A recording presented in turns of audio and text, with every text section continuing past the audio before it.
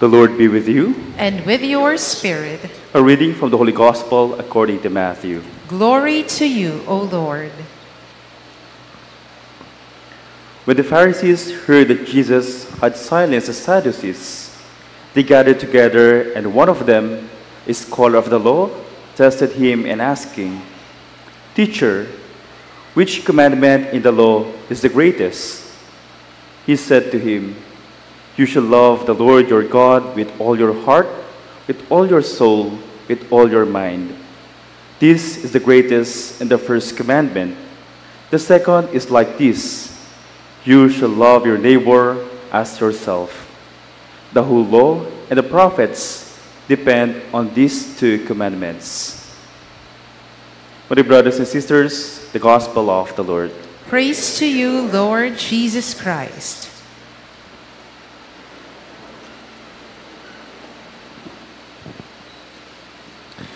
Magandang gabi po sa inyong lahat. Every 23rd of the month, we have a Mass intended for the sick.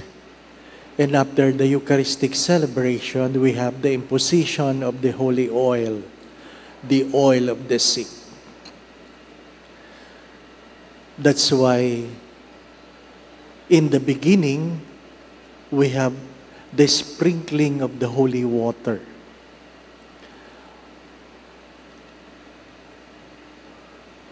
I cannot avoid thinking of the movie, The Mummy. Every time the first reading is being read, I do not know if you have watched the movie, The Mummy. Ano pa? When a bone suddenly covered with flesh and suddenly it has given life. That's the first reading is all about. When he was able to prophesy to the bones, and suddenly flesh covers the bones, and suddenly life came forth. But I would like you to understand the most important part of the first reading is that only God can give the Spirit. Only God can give the Spirit. There was an old movie, a beautiful movie entitled Gattaca. Gattaca. Where people were able to clone human beings. Ang tagal ng sining yun.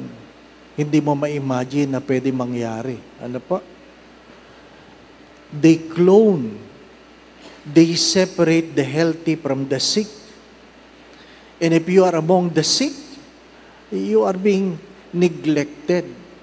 But if you are healthy, your genes are being cloned. And you will be part of the new generation. But what was the take of the movie at the end?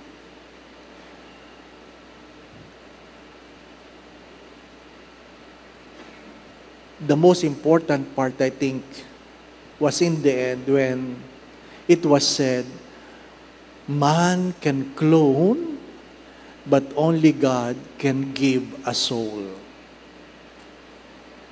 Man can clone, but only God can give a soul. What is the soul?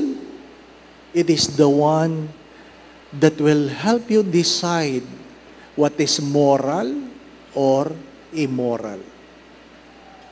Without a soul, then we cannot choose what is moral or immoral.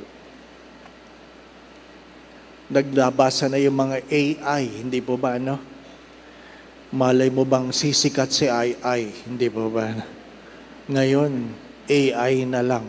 Ha? Yung mga estudyanteng tamad, napakadali nang gumawa ng papers. Ha? GPT chat. Ha? Lalabahan, sasabihin mo pa doon, ilang words lalabas. Kayang-kaya. Kayang-kayang gumawa ng report. Kaya ngayon, Yung mga report ng klase ko, handwritten. Handwritten. At least kahit kinopya mo, sinulat mo. At pag sinulat mo, nabasa mo. Hindi po ba, no? Kasi kung hindi mo sinulat, pwedeng cut and paste. Napakadali. Cut and paste.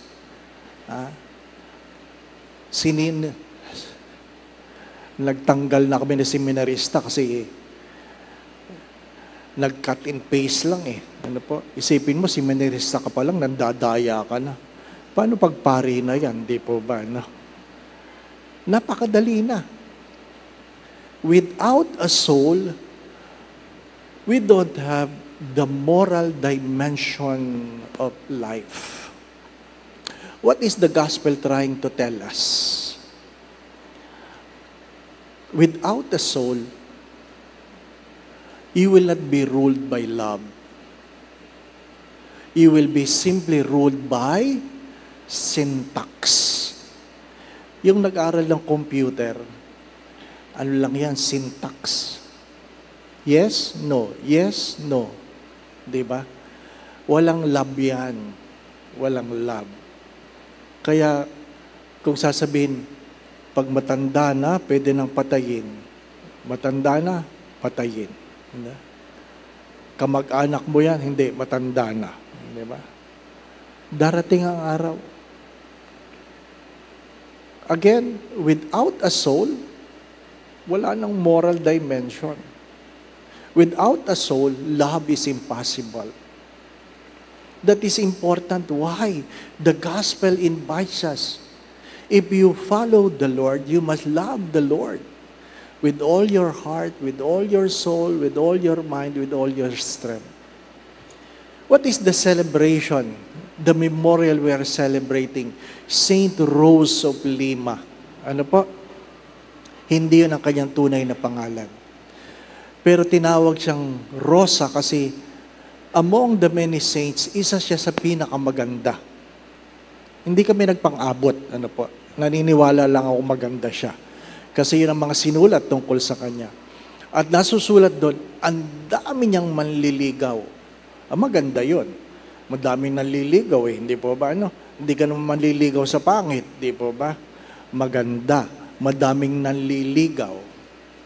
Ngunit, ang pag-ibig niya sa Diyos ay higit kaysa sa karangyaan, papuri, higit sa kanya sarili. Isa sa kwento, para siya ay hindi ligawan, kinukuskus niya ng paminta ang kanyang mukha. Kinukuskus ng paminta para magsugat, para magmukhang pangit, para walang manligaw. Baliktad, no? Baliktad. Ha? Ngayon, ang daming kung ano-anong kinukuskus sa mukha ng mga babae, di po ba? Ano? Ha? Sabi ko sa mga pamangking ko, pag kayo nanligaw, yung mga dinidate nyo, isama nyo dagat. Bakit, Ninong? Para pag naliligo, natatanggal yung makeup, di ba? No? Makikita mo ang tunay na mukha. Napakadaling mag-retoke ngayon, hindi po ba? No? Ha? Ang hirap. Mahirap yung kinasal na kayo. Saka nakita mo, natatanggal pala lahat. Kilay, hirap. Naku, nakakatakot yun, di po ba? No? Ha? Kaya, bago kayo maligo kayo, makita mo, para matanggal yung makeup, di ba? No? Because beauty becomes so superficial. Anong meron? Anong paanyaya? Ang paanyaya po ay, anuman ang hindi magdadala sa iyo sa Diyos, pangit yan. Anything that will not make you a lover of God, regardless how beautiful, is not good for you. Sickness is bad. Sino gustong may sakit? Wala. Wala. But if sickness can bring you to love God, then that sickness becomes good. If good health can separate you from the love of God, then your good health becomes bad. The invitation of today is not simply to have life, but to have the Spirit. Second, that what you desire something greater than everything, and that is to love God. Anything that is good, that prevents you from loving God, is not good at all. May kasabihan, the enemy of the best is always the good. The enemy of the best is always the good. Tayo mga Pilipino, ang sabi natin dyan, pwede na. Di ba ba, no? Pwede na. Na meron namang mas higit, kaya lang, nagtiyaga ka sa pwede na. Kaya sana nakuha mo ang higit na mas maganda, hindi mo nakuha. Kasi, nagtiyaga ka sa pwede na. Ang biruan namin dyan sa St. Jude, yung mga SBD, doon nagsisimba yung mga malapit ng maiwanan sa biyahe. Ano pa? Feeling nila si St. Jude ang sagot ng kanilang paghahanap. Ano po? Malalaki, mababae, nakaluhod doon, humihingi ng asawa. Di ba? Ang mga panalangin daw doon, Lord, give me a lover. Di ba? Tapos pag mayroong umiti, sabi daw ng babae, pwede na yan, pwede na. Kawawa naman, no? Do not forget this. Anything that is good, that will not give you the best, is not good enough. My dear friends, my brothers and sisters, I'm not saying that you will pray for good health. Pray that whatever you have will bring you to a deeper love for God. Nawa kung ano man ang meron ako, nawa ano man ang aalisin sa akin, nawa ano man ang tatanggapin ko, ay magdala sa akin sa higit na pagmamahal sa Diyos. Amen. We will proceed to the rites of anointing of the sick. Again, my brothers and sisters, only God can give the Spirit. Do not sacrifice the best for the good. The love for God, the love of God, is the best of all. The Lord be with you. And with your spirit. And may Almighty God bless you and your family, the Father, the Son, and the Holy Spirit. Amen. We go in peace to love and serve the Lord. Thanks be to God.